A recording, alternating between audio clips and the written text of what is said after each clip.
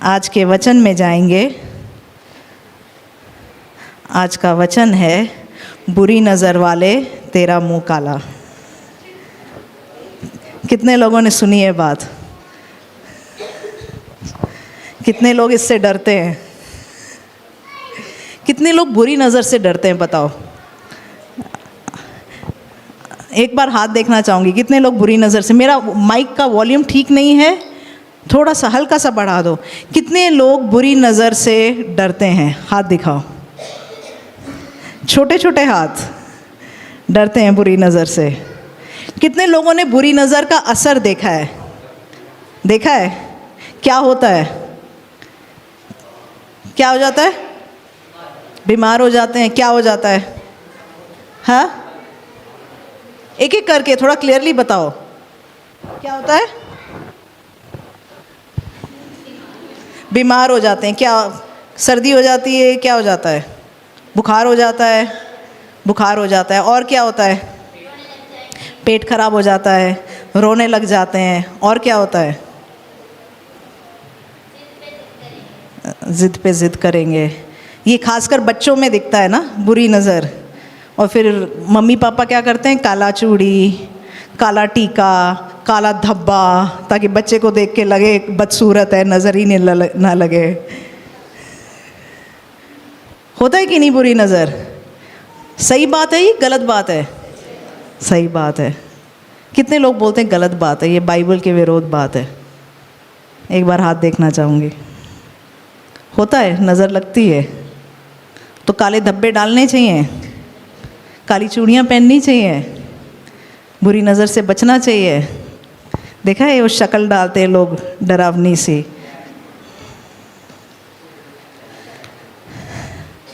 क्या बाइबल इसके बारे में बात करती है? आओ आज देखेंगे। मत्ती 6 उसका 22 से 23। कभी पढ़ा है बुरी नज़र के बारे में बाइबल में? किसी ने पढ़ा है? नहीं? चलो देखेंगे आज। शरीर का दिया आँख है, इसलिए यदि तेरी आँख निर्मल हो तो तेरा सारा शरीर भी उजियाला होगा, परंतु यदि तेरी आँख बुरी हो तो तेरा सारा शरीर भी अंधियारा होगा।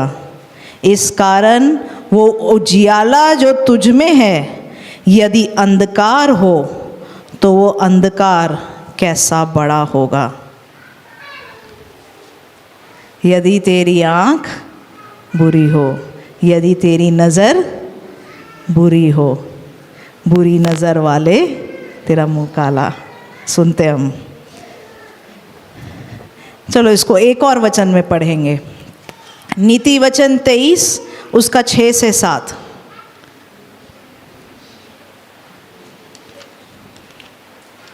किसी को माइक दे दीजिए जो पढ़ पाएगा। आपकी लोगों की भी आवाज़ मुझे अच्छी लगती है। किसको माइक चाहिए हाथ दिखा दीजिए ताकि आप पढ़ पाएं।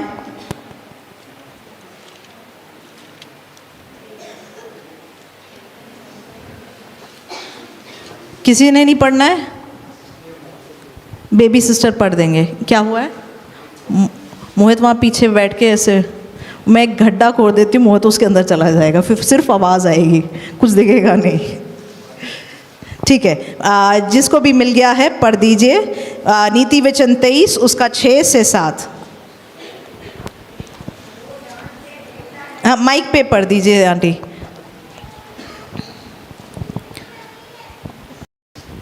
जो डांट से देखता है उसकी रोटी ना खाना और ना उसकी स्वादिष्ट भोजन वस्तु की लालसा करना, क्योंकि जैसा वह अपने मन में विचार करता है वैसा ही वह आप है। वह तुझसे कहता है जो है खा पी, परंतु उसका मन तुझसे लगा नहीं। जो ढा करता है उसकी रोटी मत खाना। कभी देखा है किसी की नज़र जिसकी ख़राब है, उसके घर पे अगर खाना खाया या उसके सामने खाना खाया, पेट खराब हो जाता है? किसी के साथ हुआ है? हुआ है ना? तो जिसकी नज़र खराब है वो शायद मुंह पे बोलेगा खा खा पी पी, अरे और थोड़ी सब्जी ले, थोड़ी रोटी ले, घर जाके बाथरूम भाग रहे होंगे। उसकी रोटी मत खाना जिसकी नज़र खराब है। दिख गया, वचन में है बुरी नज़र तो खराब होता है हालत। मगर अब क्वेश्चन ये है, थोड़ा सा सोचने वाली बात है, कभी कभी क्या हो सकता है ये बुरी नज़र हमारी भी नज़र बन जाती है। ऐसा तो नहीं होता? कोई अच्छा सूट पहन के आ गया, बड़ी आई है, होता तो नहीं ऐसा? एक बात समझो, ये जो वचन हमने मत्ती 6, यही वचन अगर आप और पढ़ना चाहेंगे, मैं अभी पढ़ूंगी नहीं, मत्ती 20 के 15 में भी लिखा है, नीति वचन 22 के 9 में भी है। ठीक है, मत्ती 6 के 22 और 23 को इसमें थोड़ा सा डिटेल में हम देखेंगे।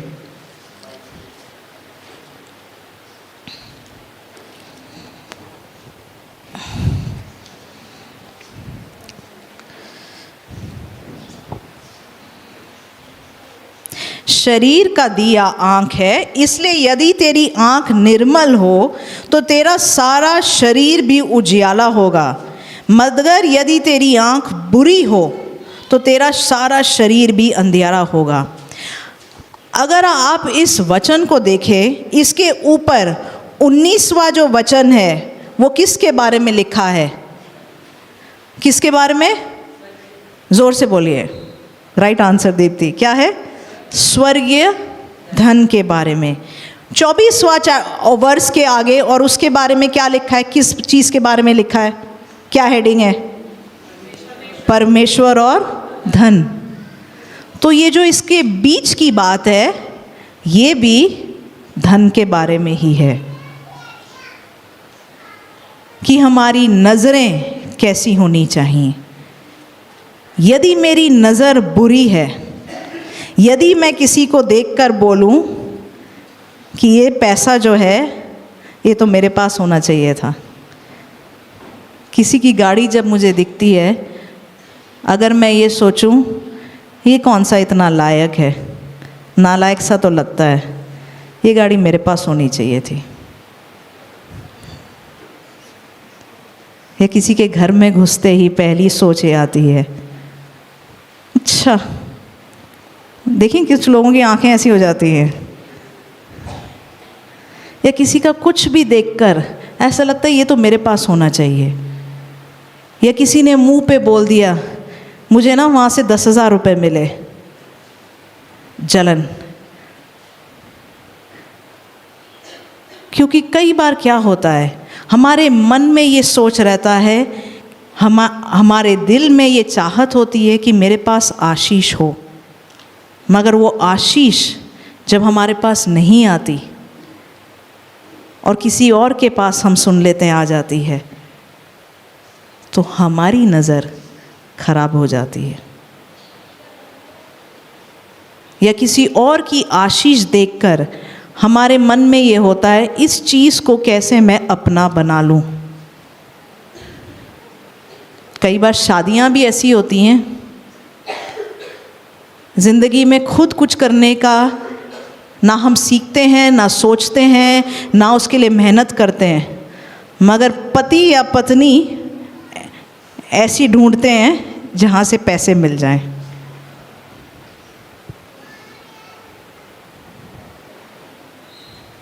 किसी और के धन पे नज़र गड़ाना बुरी नज़र। कुछ एग्जाम्पल्स मैंने लिखा है। ये जो नज़र की बात है ये एक्चुअली हमारी सोच की बात है। हम जिंदगी को किस दृष्टिकोण से देखते हैं, लोगों को किस दृष्टिकोण से देखते हैं, वो है नज़र। अगर हमारी नज़रें दूसरों की तरफ बुरी हैं तो हमारे अंदर अंधेरा है, हम अपनी ज़िंदगी उस अंधेरे में जीने लगते हैं।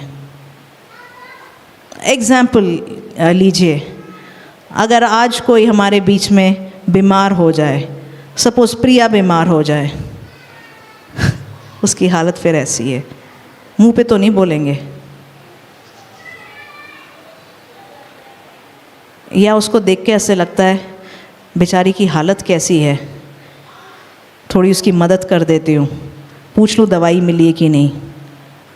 एक तीसरी सोच ये भी होती है, अरे उसकी तबीयत ख़राब है, अब मेरे सिर पे बोझ बनेगी, दूसरी तरफ भागो।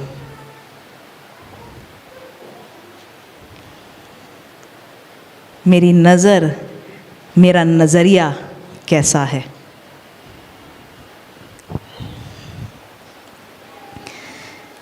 कई बार अगर किसी के बारे में सुन लें, फॉर एग्ज़ाम्पल अगर कोई बोले किसको पकड़ूं मैं, किसी को उसको पकड़ना पड़ता है उदाहरण देने के लिए। चलो राहुल को पकड़ती हूँ।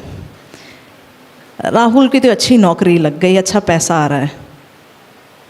बात सुनते ही अंदर एकदम से पता नहीं क्या होने लग जाता है, जलने लग जाते हैं। अच्छा, कभी देखा है घर बड़ा अच्छा लग रहा है, घर में थोड़ी सी आशीषें आई हैं, बच्चा फर्स्ट आ गया, और कुछ मेहमान घर में आते हैं, मेहमान बाहर जाते हैं तो लड़ाइयाँ चालू, चीज़ें टूटना चालू, घर से हाथों से पैसा निकलना चालू। क्यों? उनकी बुरी नज़र लगी थी।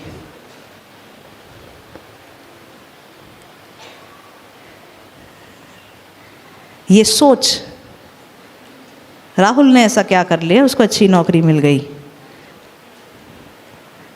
ऐसा कौन सा हीरो है, कितना कमा लेता होगा, फिर पता चलता है इतना कमाता है। हाँ हाँ, मगर उसकी हैसियत क्या है, क्या कर लेगा। जब हम किसी की आशीषों के बारे में सुनते हैं तो हमारे दिमाग में क्या सोच आती है। और एग्जाम्पल्स बताओ। क्यों बच्चों पे नज़र लगती है?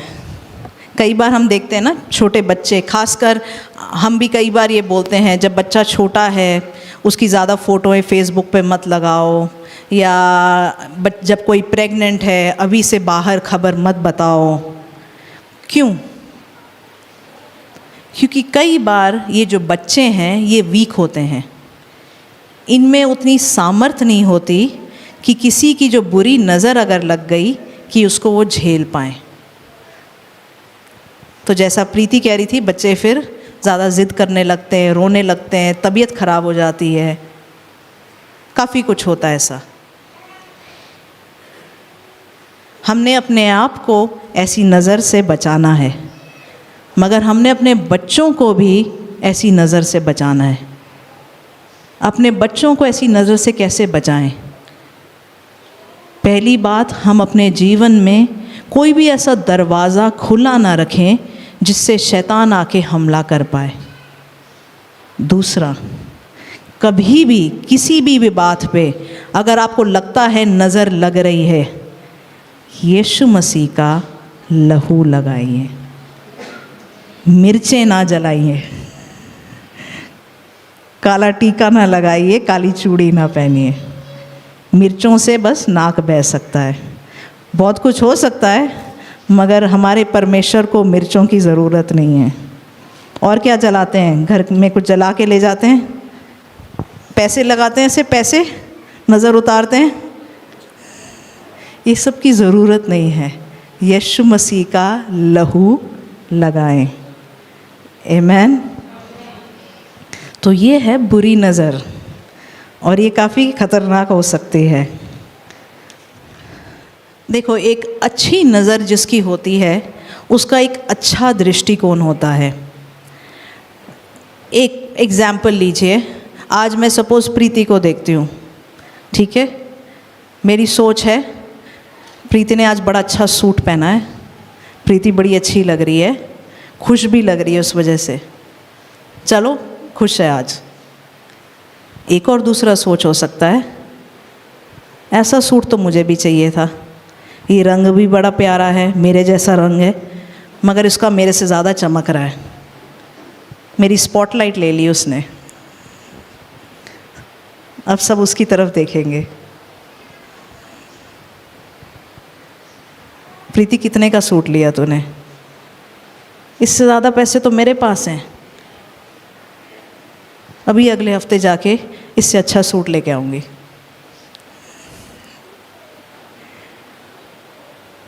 नज़रिया, नज़र, कैसे सोचते हम,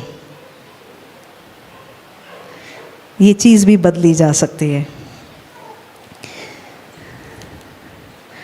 हम प्रार्थना करें, परमेश्वर मेरा जो नज़र है वो अच्छा हो। एक वचन और पढ़ेंगे, मत्ती उसका 6:24।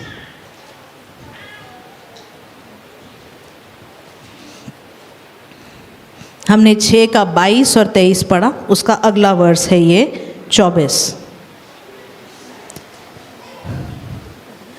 कोई मनुष्य 2 स्वामियों की सेवा नहीं कर सकता, क्योंकि वो एक से बैर और दूसरे से प्रेम रखेगा, या एक से मिला रहेगा और दूसरे को तुच्छ जानेगा। तू परमेश्वर और धन दोनों की सेवा नहीं कर सकता। ये पिछले कुछ हफ्तों में परमेश्वर ये जो सारे वर्सेस हैं मेरे मन में डाल रहा था और मुझे समझा रहा था। ऐसे कुछ लोगों के तरफ परमेश्वर ने मुझे कुछ बातें समझाई कि कुछ लोगों को क्यों कई बार आत्मिक लोग पसंद नहीं आते, या परमेश्वर के वचन पसंद नहीं आता, या आत्मिक लोगों के आसपास उनकी बातें सुनना भी पसंद नहीं आता, इरिटेशन होती है। क्यों? क्योंकि कई बार हम अपने लाइफ का जो सेटअप है, हमने जाने अनजाने में अपना स्वामी पैसे को बना दिया है। उस घर में शादी क्यों करी? घर उनका बड़ा अच्छा था, घर में बड़ी अच्छी चमकदार लाइटें लगी हुई थी।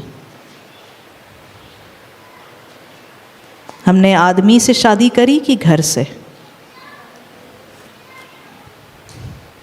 वो वाली नौकरी क्यों छोड़ी? क्योंकि पैसा अच्छा मिल रहा था। क्या एक बार हम परमेश्वर से इन डिसीशंस को लेने से पहले पूछते हैं, परमेश्वर आपकी इच्छा क्या है? कई बार हमारी ज़िंदगी में हमारे आसपास जो हमारे दोस्त, हमारे रिश्तेदार, या जो सेटअप हमने अपनी ज़िंदगी का बना रखा है, इस तरीके से बना रखा है कि मेरे पास पैसा आता रहे।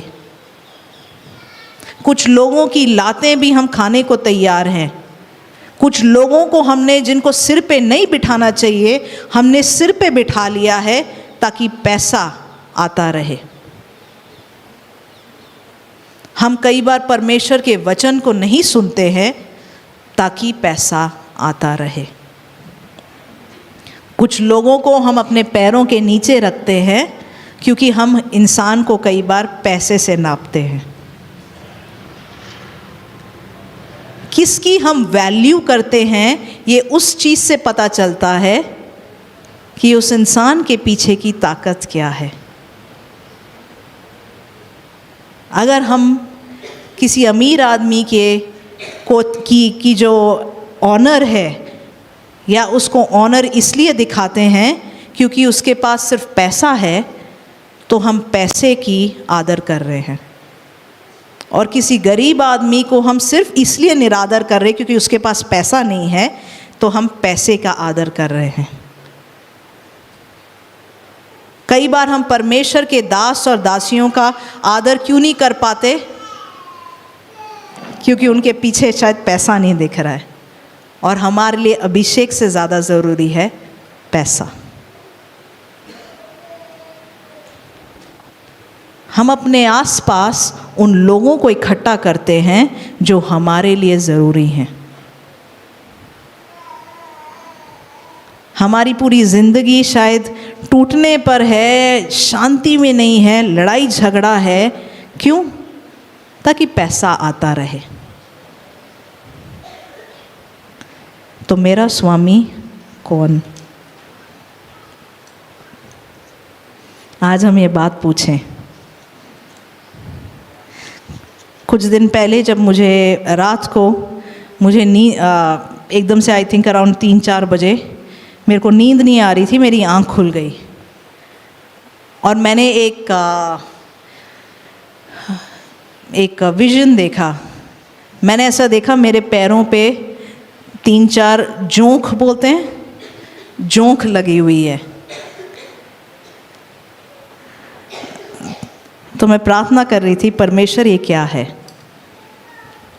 नीति वचन 30 का 15 निकालेंगे।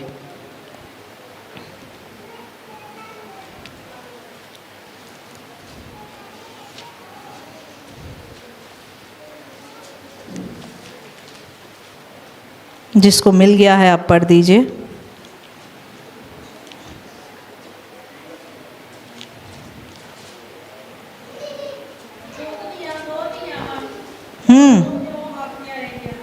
क्या बोलते रहते हैं वो? ज्यों दिया दो तियान। कभी सुना है ये बात? जोक क्या बोलता रहता? जोक पता है आपको क्या होता है? किसी ने जोक देखी है? देखिए क्या करता है वो? खून चूस लेता है। तो हमारे जीवन में भी कई बार ऐसी तियां हैं जो खून चूसने ही रहते हैं। कई बार हमारी ज़िंदगी में ऐसे लोग आ जाते हैं जो सिर्फ खून चूसना जानते हैं।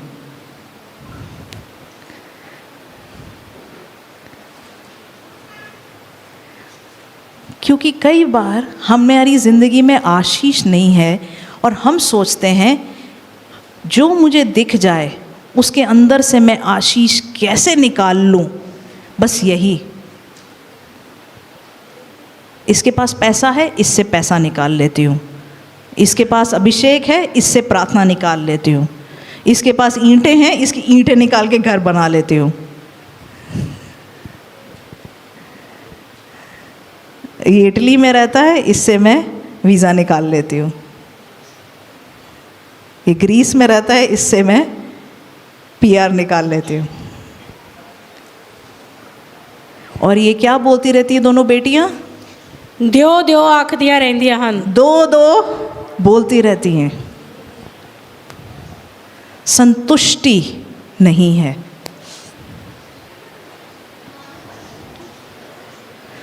देखिए आज जब हम आराधना कर रहे थे, मैं आपको बता रही थी हमारी ज़िंदगी में बड़ी सारी ज़रूरतें हैं। हम बड़ी मुश्किलों से कई बार होके गुज़रते हैं और परमेश्वर का जो नज़रिया हमारी तरफ है वो दया का है। वो चाहता है कि हम इन मुश्किलों में से, इन आर्थिक मुश्किलों से खासकर जो परमेश्वर मेरे दिल पे आज डाल रहा था कि हम निकलें। मगर सबसे पहले हमारी सोच बदलनी है। कुछ ज़रूरतें हैं जिनकी हमें ज़रूरत है, जो परमेश्वर देना चाहता है, मगर कुछ हमारी सोचें हैं कि उसके लिए कभी काफ़ी नहीं है।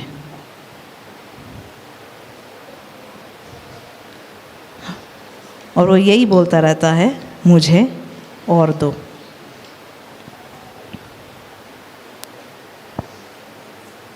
हम ऐसे लोग भी ना बने जो कहीं से सिर्फ आशीष निकालना जानते हों। हमें एलिया की ये कहानी पता है कि जब एक विधवा उसके पास आई, उसने कहा, वो खा के मरने को तैयार थी। जो थोड़ा सा रोटी और तेल था, आटा और तेल था, वो उसमें से रोटी बना के खा के मरने को तैयार थी। मगर एलिया ने उससे क्या कहा? पहले मेरे लिए दे, फिर अपने लिए बनाकर खा।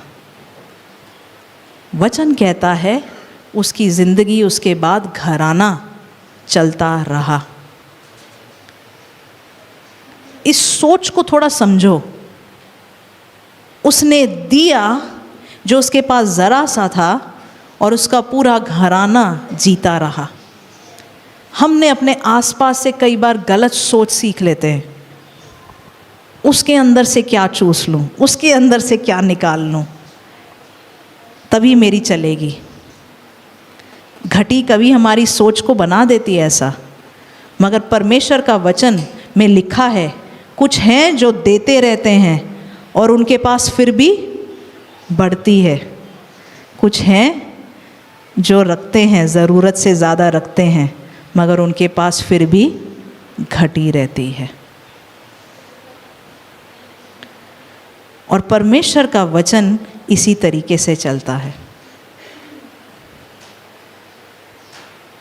हम आशीष को या पैसों को किस तरीके से देखते हैं, हमने समझना है।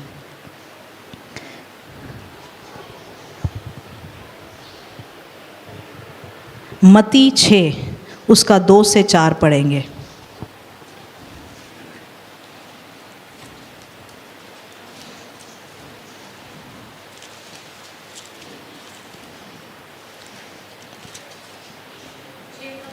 हाँ जी।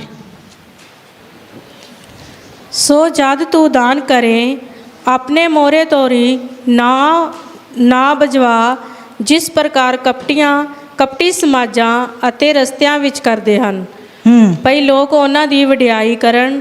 ਮੈਂ ਤੁਹਾਨੂੰ ਸੱਚ ਆਖਦਾ ਹਾਂ ਜੋ ਆਪਣਾ ਫਲ ਪਾ ਚੁੱਕੇ ਹਨ। ਪਰ ਜਾਂ ਤੂੰ ਦਾਨ ਕਰੇ ਤਾਂ ਜੋ ਕੁਝ ਤੇਰਾ ਸੱਜਾ ਹੱਥ ਕਰਦਾ ਹੈ ਤੇਰਾ ਖੱਬਾ ਹੱਥ ਨਾ ਜਾਣੇ, ਭਈ ਤੇਰਾ ਦਾਨ ਗੁਪਤ ਵਿੱਚ ਹੋਵੇ ਅਤੇ ਤੇਰਾ ਪਿਤਾ ਜਿਹੜਾ ਗੁਪਤ ਵਿੱਚ ਵੇਖਦਾ ਹੈ ਉਹ ਤੈਨੂੰ ਫਲ ਦੇਵੇ।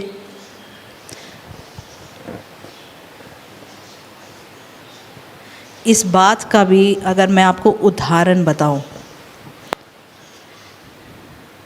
कई लोग हैं जो हमारी सेवकाई के साथ जुड़े हैं, वो कई बार हमारी सेवकाई में जो दान है या ऑफरिंग्स लाखों में डालते हैं और बस एक मैसेज छोड़ देते हैं, मैंने इतना आपके सेवकाई में बोया है।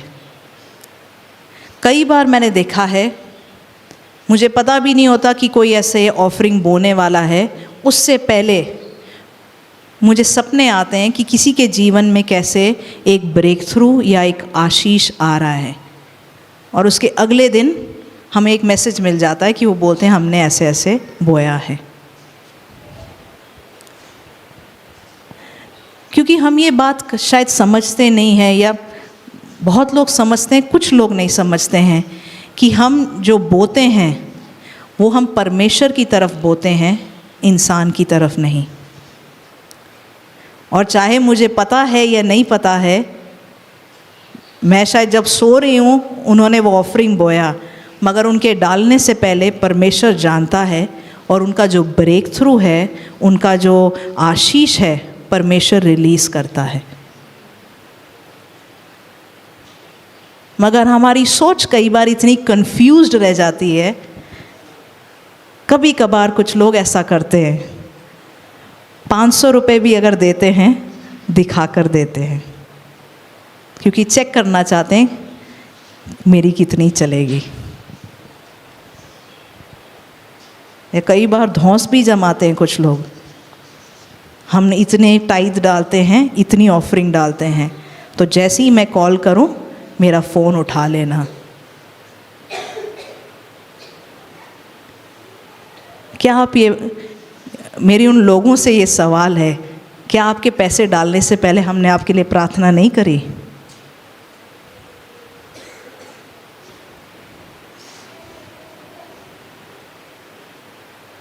हम जब डालते हैं हमारा सज्जा हाथ ना जाने हमारा खब्बा हाथ क्या कर रहा है, ताकि हमें आशीष मिल जाए।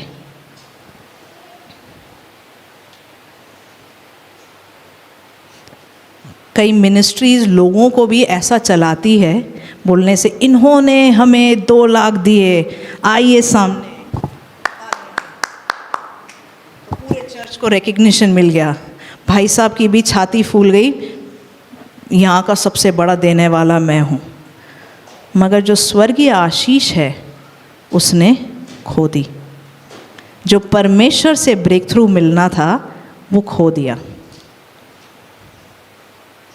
देने का तरीका है, तेरा सज्जा हाथ ना जाने तेरा खब्बा हाथ क्या करता है। इसको एक बार और पढ़ो, इस चीज़ को अपने हम मन में डाल दें। इसलिए जब तू दान करे तो अपने आगे तुरही ना बजवा, और कपटी सभाओं और गलियों में करते हैं ताकि लोग उनकी बढ़ाई करें। मैं तुमसे सच कहता हूँ कि वे अपने प्रतिफल पा चुके हैं।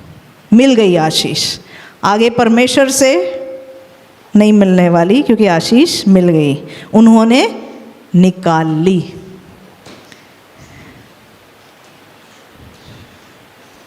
उन्होंने आशीष निकाल ली।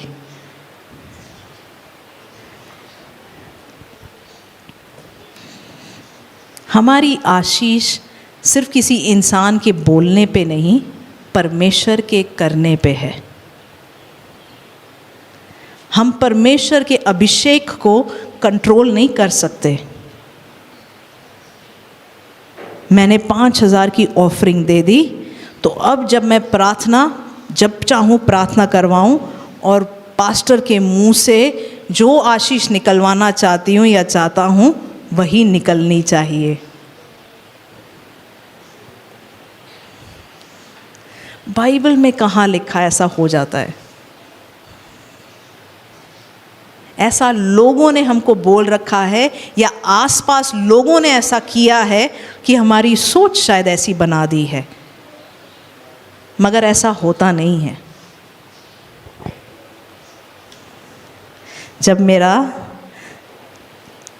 परंतु जब तू दान करे तो जो तेरा दाहिना हाथ करता है वो तेरा बायां हाथ न जानने पाए। जो तेरा दायां हाथ करता है तेरा बगल वाला ना जानने पाए, क्योंकि तेरी आशीष ताकि परमेश्वर की तरफ से आए। अपनी नज़र को ठीक करें। हम लोगों की तरफ या चीज़ों की तरफ सिर्फ उनको सारी चीज़ों को एक आशीष के नज़रिए से ही ना देखें, या पैसे की ही नज़रिए से ना देखें। हम अपने नज़रिए को ठीक करें। दूसरा राजा उसका 4:1-7 पढ़ेंगे।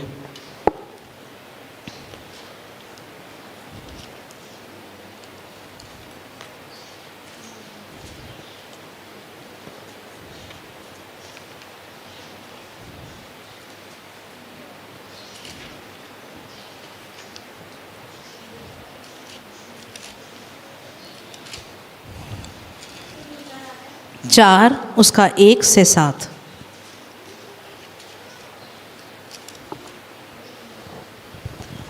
अगर तेरी नज़र अच्छी तो तेरे ज़िंदगी में भी, तेरे जीवन में भी, तेरे शरीर में भी परमेश्वर की ज्योति।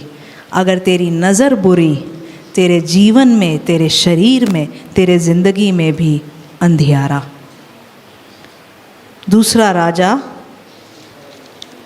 उसका 4:1-7।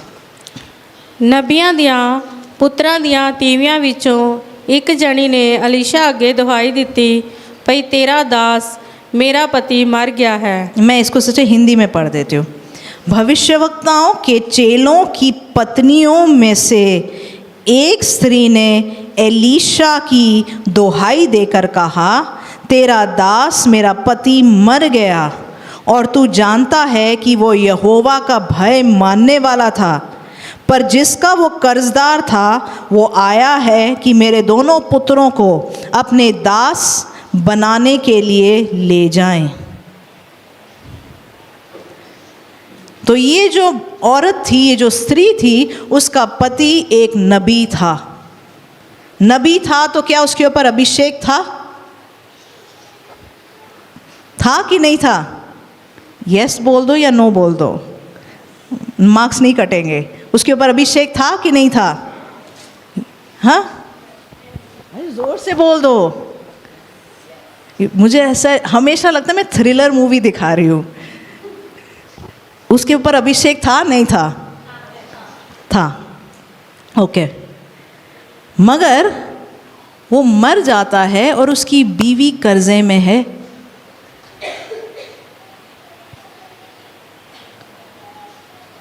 पैसा होना चाहिए उसके पास।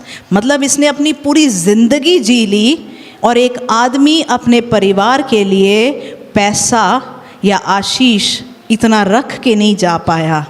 एक नबी मर गया और उसकी बीवी और बच्चे कर्जे में हैं और बच्चे को ले जाने की बात आ रही है। आगे पढ़ेंगे। एलीशा ने उससे पूछा, मैं तेरे लिए क्या करूं? मुझे बता कि तेरे घर में क्या है। एलीशा ने बोला, मैं तेरे लिए क्या करूं? अब अगर कोई कर्जदार है, कर्जे में है, एग्जाम्पल अब किसको पकड़ूं मैं? हाथ दिखाओ, उसी का नाम लूँगी जिसको डर नहीं लगता। ठीक है, अंजलि मेरे पास आती है, बोलती है मैं कर्जे में हूँ, और मैं बोलती हूँ मैं तेरे लिए क्या करूँ? तो अंजलि का अगला सवाल क्या होगा? तेरे पास क्या है? तेरे घर में क्या है? मगर उल्टा एलीशा उससे पूछता है, तेरे पास क्या है? हमारी सोच क्या है? जैसे ही हमारे पास किसी चीज़ की कमी है, हम ढूंढने लग जाते हैं कि ये किसके पास है। मुझे 25,000 की ज़रूरत है, मैं किसके पास जाऊं? किसके अंदर से खींच लूं? किसके साथ क्या करूं कि उससे पैसे निकलवा लूं? मगर एलीशा बोलता है, सोच बदल, सोच बदल, तेरे पास क्या है? आज सवाल ये है कि आपके पास क्या है? पास्टर के पास क्या है? किसी और के पास क्या अभिषेक है? किसी और के पास क्या पैसा है? किसी और का मैं क्या खींच लूं? सवाल ये नहीं है, सवाल है तेरे पास क्या है? और उसने कहा, तेरी दासी के घर में एक हांडी तेल को छोड़ और कुछ नहीं। मेरे पास तो कुछ नहीं है। उसने कहा, तू बाहर जाकर अपनी सब पड़ोसिनों से खाली बर्तन मांग ले और थोड़े थोड़े बर्तन ना लाना। फिर तू अपने बेटों समेत अपने घर में जा और द्वार बंद करके उन सब बर्तनों में तेल उंडेल देना, और जो भर जाए उन्हें अलग रखना। जब वह उसके पास से चली गई और अपने बेटों समेत अपने घर जाकर द्वार बंद किया, तब वे तो उसके पास बर्तन लाते गए और वो उंडेलती गई। जब बर्तन भर गए तब उसने अपने बेटे से कहा, मेरे पास एक और भी ले आ। उसने कहा, और बर्तन तो नहीं रहा। तब तेल रुक गया। तब उसने जाकर परमेश्वर के भक्त को कहा, बता दिया, और उसने कहा, जा तेल बेचकर ऋण भर दे, और जो रह जाए उससे तू अपने पुत्रों सहित अपना निर्वाह करना। तेरे पास क्या है? क्यों हम घटी में रहते हैं? क्योंकि हमारी यही सोच रहती है, मेरे पास क्या नहीं है और उसके पास क्या है। क्यों हमारे जीवन में अंधकार रहता है, आशीष नहीं रहती? क्योंकि मेरी नज़रें हमेशा यही देखती है कि मेरे पास क्या नहीं है और मेरे पड़ोसी के पास क्या है। कि कैसे वो जो आशीष मेरे पड़ोसी के पास है उसके पास नहीं होनी चाहिए, मेरे पास होनी चाहिए थी। मगर जिंदगी भर उस स्त्री ने अपनी जिंदगी जैसे काटी, एलीशा ने उसकी सोच बदली। तेरे पास क्या है? खाली बर्तनों को दूसरों से लेकर आ, उनके अंदर भर के देख, और तेरे पास आशीष आएगी।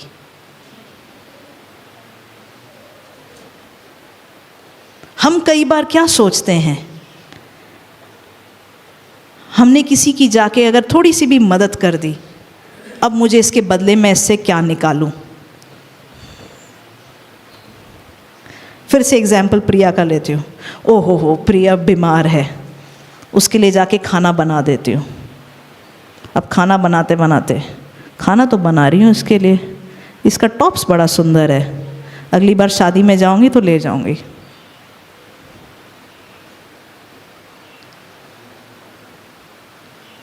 क्यों? मेरी नज़रें उसके पास क्या है, मैं जोंक की तरह उसका क्या खींच लूं, इस पर है। एलीशा कहता है तेरे पास क्या है?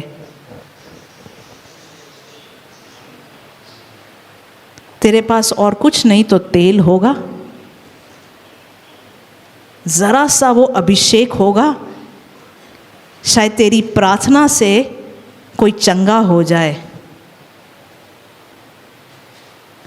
या तेरे 10 रुपए से कोई अपने घर से चर्च पहुंच जाए,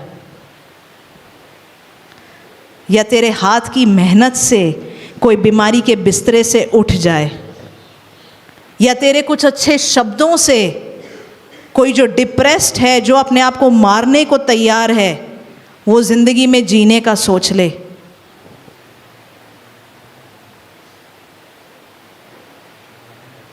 ऐसी सोच, ऐसे नजरिए रखने वालों के हाथ में होती है आशीष।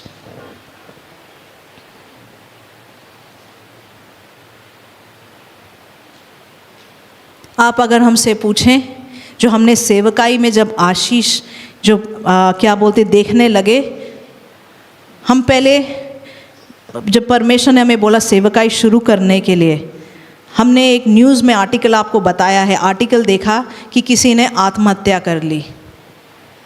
हमने सोचा हमारे पास कोई स्टेज नहीं है, तब हमारे पास कोई चर्च नहीं था, कुछ नहीं था। हमने सोचा हम क्या कर सकते हैं कि कोई जो ऐसे मरने को तैयार है उसको कैसे उसकी मदद कर सकते हैं। हमारे पास क्या था? एक फ़ोन, एक नंबर हम ले सकते थे।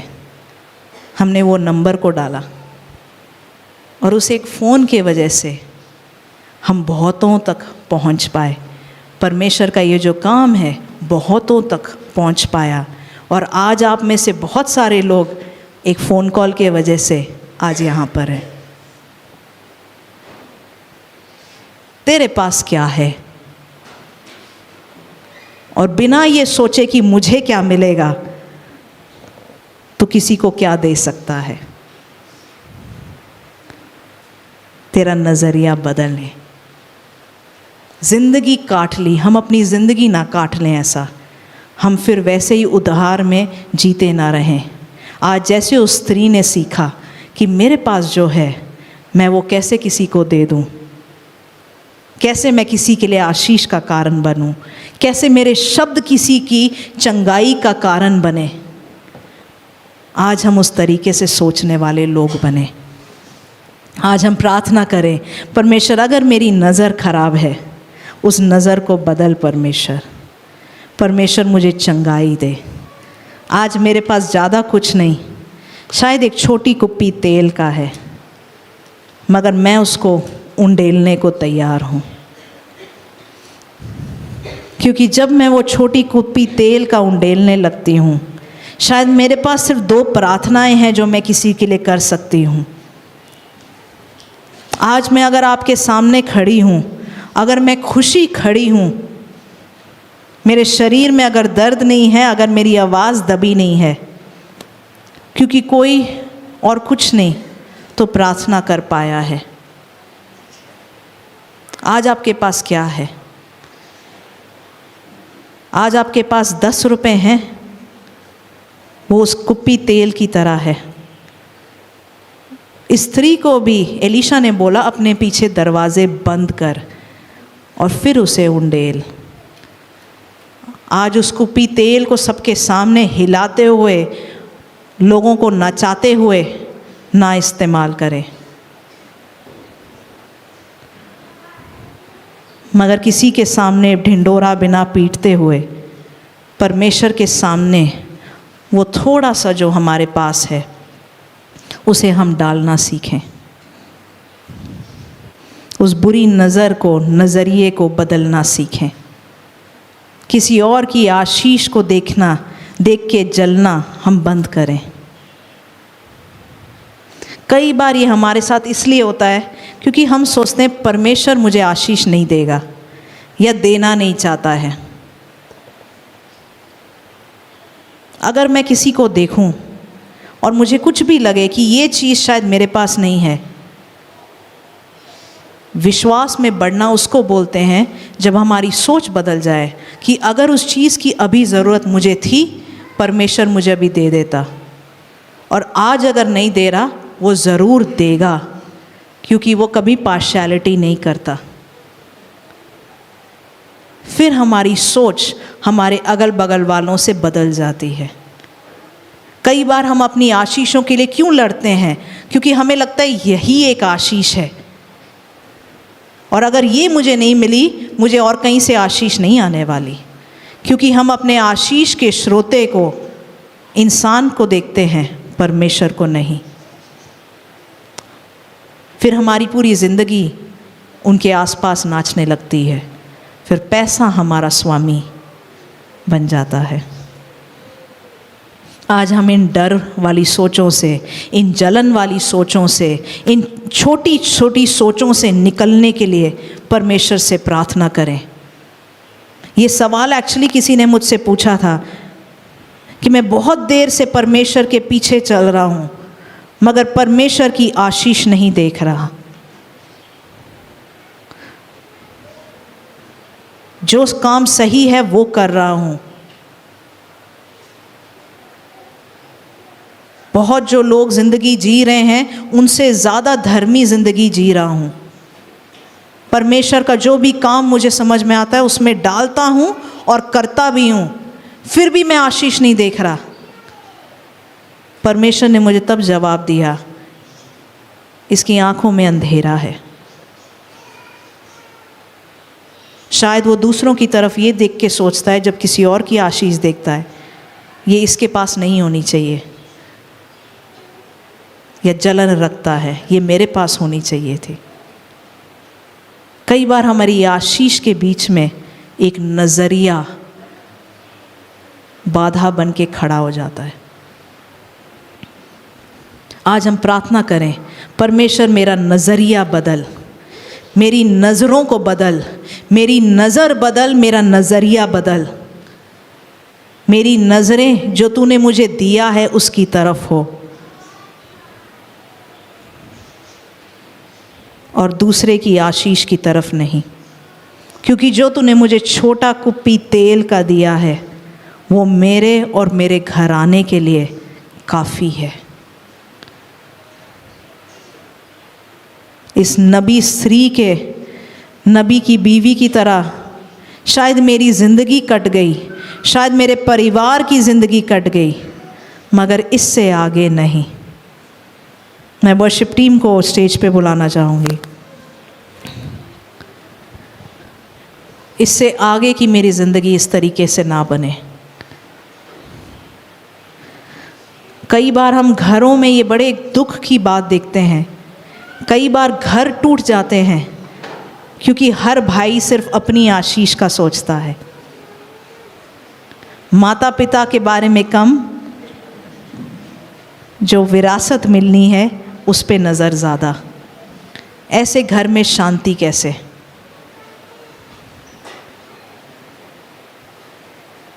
जब किसी के घर में, किसी के पास कोई ज़मीन हो, घर हो, विरासत हो, इंसान अपने आप कुछ करने की जगह उसके पास क्या टैलेंट है, उसको परमेश्वर ने क्या बल दिया है, ये सोचने की जगह ये सोच, इसी पे उसकी सोच अटकी रहती है कि यहाँ से मुझे क्या मिलेगा।